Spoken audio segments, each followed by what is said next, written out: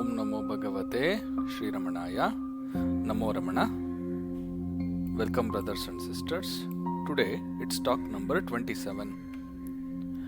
Devotee is asking a question. How are they practiced? Maharshi is responding.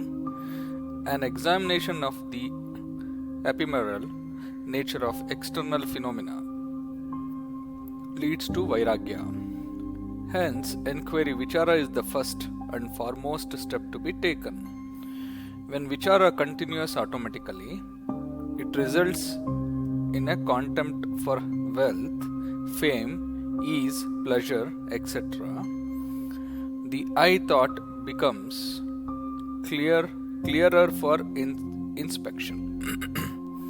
The source of the I is the heart, the final goal.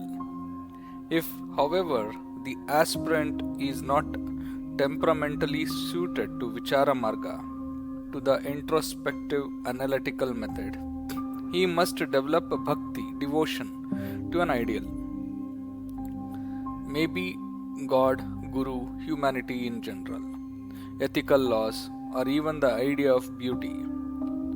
When one of these takes possession of the individual, other attachments grow weaker, that is dispassion, Vairagya develops. Attachment for the ideal simultaneously grows and finally holds the field. Thus, ekagrata, concentration, grows simultaneously and imperceptibly, with or without visions and direct aids. In the absence of enquiry and devotion, the natural sedative pranayama, breath regulation, may be tried. This is known as Yoga Marga. If life is imperiled, the whole interest centers round the one point, the saving of life. If the breath is held, the mind cannot afford to and does not jump at its pets, external objects. Thus, there is rest for the mind so long as the breath is held. All attention being turned on breath or its regulation, other interests are lost. Again, passions are attended with irregular breathing, whereas calm and happiness are attended with slow and regular breathing. Paroxysm of joy is in fact as painful as one of pain, and both are accompanied by ruffled breaths. Real peace is happiness. Pleasures do not form happiness. The mind improves by practice and becomes finer, just as the razor's edge is sharpened by stropping. The mind is then better able to tackle internal or external problems. If an aspirant be unsuited temperamentally for the first two methods, and circumstantially an account of age for the third method, he must try the karma marga, doing good deeds, for example, social service. His nobler instincts become more evident and he derives impersonal pleasure. His smaller self is less assertive and has a chance of expanding its good side. The man becomes duly equipped for one of the three aforesaid paths. His intuition may also develop directly by its single method. Devotee. Can a line of thought or a series of questions induce self-hypnotism?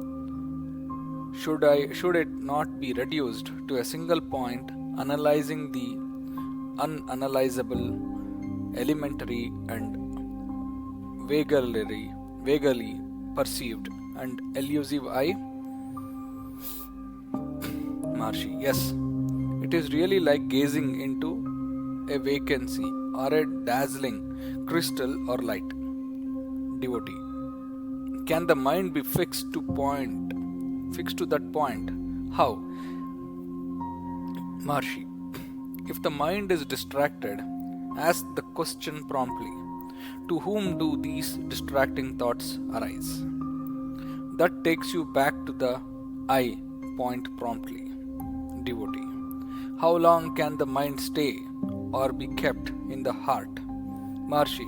The period extends by practice. Devotee.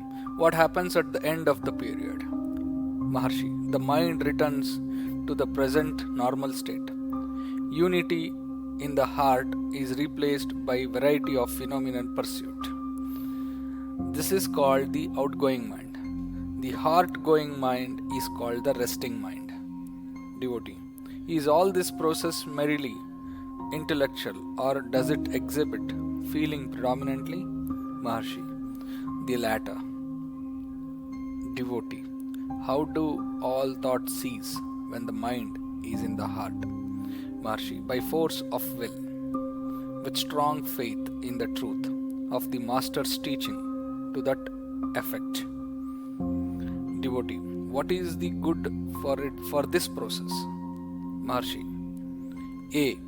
Consequent of the will, development of concentration. B. Conquest. Maharshi. A. Conquest of the will, development of concentration. B. Conquest of passions, development of dispassion. C. Increased practice of virtue, samatva, equality to all. Devotee. Why should one adopt this self-hypnotism by thinking on the unthinkable point?